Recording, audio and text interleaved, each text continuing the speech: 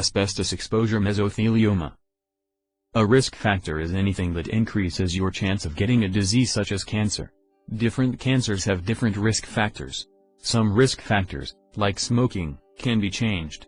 Others, like a person's age or family history, can't be changed. But having a known risk factor, or even many, does not mean that you will get the disease. And some people who get the disease may have few or no known risk factors. Researchers have found some factors that increase a person's risk of mesothelioma, asbestos. The main risk factor for pleural mesothelioma is exposure to asbestos. In fact, most cases of pleural mesothelioma have been linked to high levels of asbestos exposure, usually in the workplace. Asbestos is a group of minerals that occur naturally as bundles of tiny fibers. These fibers are found in soil and rocks in many parts of the world. When asbestos fibers in the air are inhaled, they can get into the lungs. Fibers that stay in the lungs can travel to the ends of the small airways and enter the pleural lining of the lung and chest wall. These fibers can then injure the cells of the pleura, and, over time, cause mesothelioma. Asbestos fibers can also damage cells of the lung and result in asbestosis, scar tissue in the lung, and/or lung cancer. Peritoneal mesothelioma can form in the abdomen when inhaled asbestos fibers are coughed up and then swallowed. Many people are exposed to very low levels of naturally occurring asbestos in outdoor air. It's in dust that comes from rocks and soil containing asbestos. This is more likely to happen in areas where rocks have higher asbestos content. In some areas, asbestos can be found in the water supply as well as in the air.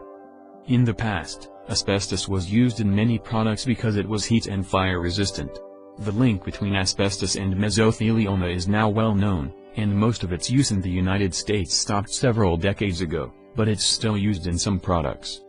Still, millions of Americans may already have been exposed to asbestos.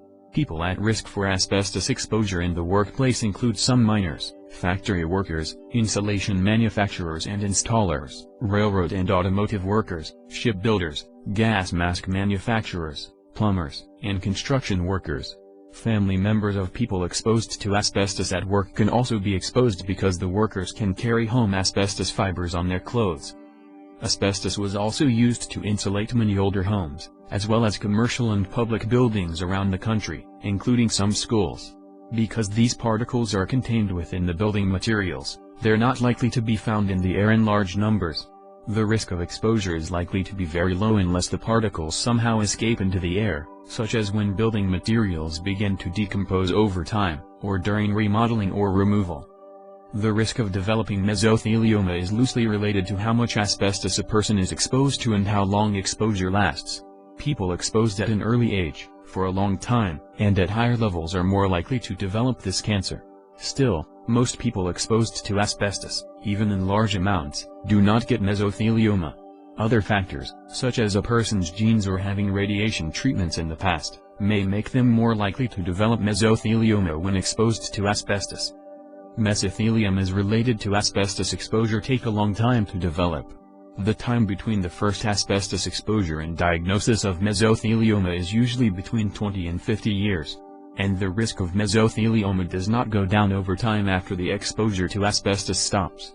The risk appears to be lifelong. Zeolites. Zeolites are minerals chemically related to asbestos. An example is iraonite, which is common in the rocks and soil in parts of Turkey. High mesothelioma rates in these areas are believed to be caused by exposure to this mineral.